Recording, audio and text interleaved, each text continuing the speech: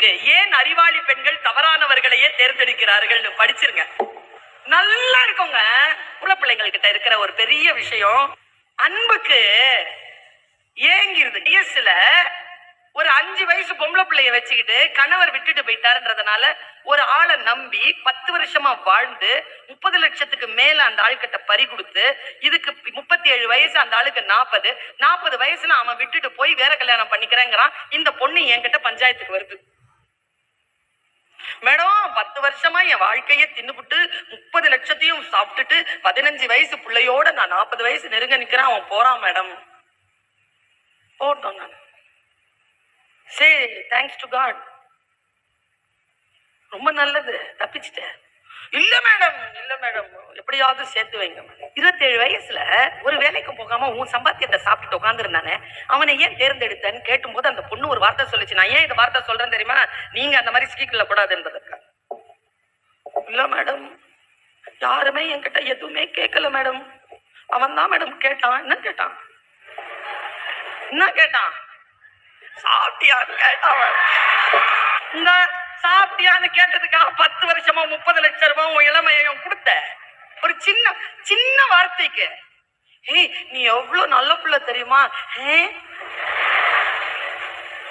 என்ன அதுல இன்னொரு விஷயம் எவ்வளவு அழகா இருக்குது. இந்த வடிவேலு சார் ஒரு ஜோக் சொல்லி இருப்பாரு. கவுத்து போட்ட கரப்பாம்பூச்சி மாதிரி இருக்கிற எண்ணெய பார்த்து தக தக தக தக எம்ஜிஆர் மாதிரியே இருக்கிறேன்னு சொல்லும் போதே நான் சுதாரிச்சுட்டு இருந்திருக்கணும்னு சொல்லுவேன்.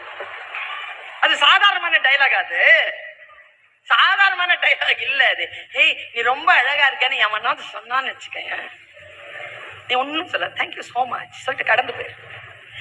அப்படின்ட்டு நிக்காத. உனக்கு தெரியாதா நீ என்ன அழகுன்னு? இன்னொரு விஷயம் சொல்றேன், நான் எப்பவுமே சொல்றேன். வீட்டில் நம் எல்லோருக்கும் பெண்கள் என்பதற்காக இந்த காலகட்டத்தில் பாசம் அதிகம் கிடைக்கிறது. ஆண் குழந்தைகளை காட்டிலும் பெண் குழந்தைகளை வீட்டில் பெற்றோர்கள் அதிகம் நேசிக்கிறார்கள். இது உண்மை, இந்த காலகட்டத்தில் உண்மை. அவர்கள் நமக்கு சாக்லேட் கொடுப்பார்கள். வீட்டில் அம்மா அப்பா அண்ணன் தம்பி இவர்கள் எல்லாம் சாக்லேட் கொடுப்பார்கள். நாம் எக்ஸ்ட்ரா சாக்லேட் கேட்போம், அதையும் தருவார்கள். இந்த பழக்கத்துல வெளியில போய் எக்ஸ்ட்ரா சாக்லேட் கேட்டுறாத.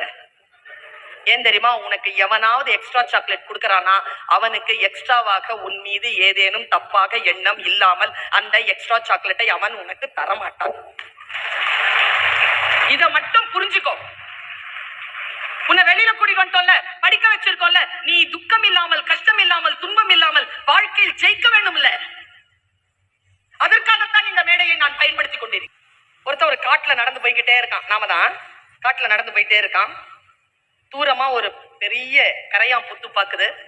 ஐயோ புத்து அப்படின்ட்டு பயந்து போயிட்டே இருக்கிறான். அவனுக்கு வழி தெரியல. போயிட்டே இருக்கும் பொழுது இந்த பாம்பு இவனை பார்த்துருச்சு. பாம்பு இறங்கி கூட நடந்து வருது. இது ஒரு காட்சியா மனசுல வச்சுக்கோ. நடந்து போறது நீதான். பாம்பு பக்கத்துல வருது, திரும்பி போக முடியாது. என்ன பண்ணுவ? கையில எந்த ஆயுதமும் இல்ல. என்ன பண்ணுவ? வேகம், அதை விட வேகமா வரும். பாம்புனால வேகம் தெரியாத உனக்கு? பதறவே கூடாது. சொல்லித்தரேன், பதறக்கூடாது, யோசிக்கணும். இந்த ஸ்பாட் வந்துருச்சா பதறவே கூடாது. போகுது, ஆனா அது கூட தான் வருது. ஒன்னும் சொல்லல. நான் பாம்புன்னு சொன்னது பாம்பு இல்ல.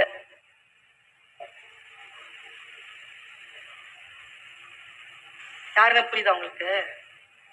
கூட வருது. நீங்களாம் விட்டுட்டு போயிட்டே இருக்கிறீங்க, அது பாட்டுக்கு வருது. கூடவே வந்துகிட்டே இருக்கு. சைலண்டா இருக்கிறான் இவன். அது வந்துட்டே இருக்கு. கொஞ்சம் பார்வை அது மேல இருக்கு. கொத்தி போட்டுருச்சுன்னா என்னடா பண்றது?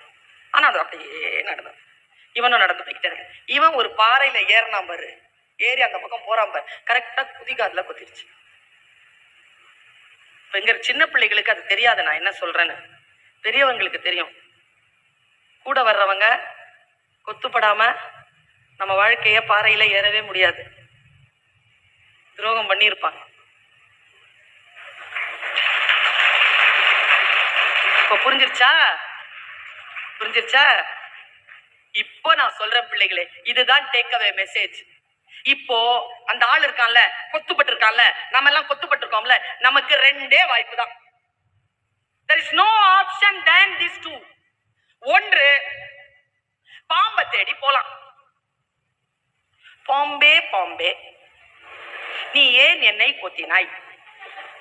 நான் உன் வழிக்கு வந்தேனா? நீதானே நீ அழகா இருக்கிறாய் என்று சொல்லி என் வழிக்கு வந்தாய். எனக்கு நீதி கொடு அப்படின்னு நீ கேட்டனா, அது என்ன நீயா படமா? ஒரே ஜீவன் ஒன்றே உள்ளம் வாராய் கண்ணே அப்படின்னு வந்துட்டு நம்ம கொத்தன இடத்துல இருந்து விஷத்தை உருவுறதுக்கு வராது. பாம்புன்னு தெரிஞ்சிருச்சு இல்ல, கொத்திருச்சு இல்ல, விஷம் ஏறுது இல்ல, பாம்பிடத்தில் எந்த நீதியும் கேட்காதே, பாம்பை தேடி ஓடாதே, பாம்பை தேடுவதை இன்றிலிருந்து நிறுத்து. வாட்ஸ்அப்ல பிளாக் பண்ணு, உன்னுடைய இன்ஸ்டாகிராம பிளாக் பண்ணு, எந்த மெசேஜுக்கும் பதில் சொல்லாத, முழுமையாக உன்னை நீயே கண்ட்ரோல்ல கொண்டு வா. செகண்ட் ஆப்ஷன், கச்சிருச்சுல, விஷம் ஏறுதுல, மருந்து பாரு, ட்ரீட் த வெனம்.